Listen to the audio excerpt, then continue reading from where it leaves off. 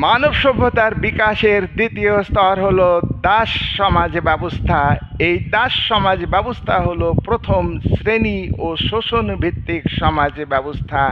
এই সমাজে সম্পদের উপর ব্যক্তিগত মালিকানা কায়েম হয় এবং সম্পদের মালিক, জমির মালিক হলো দাস মালিক বা মাস্টার। তারা দাসদের উপর শোষণ ও নিপীড়ন চালায়।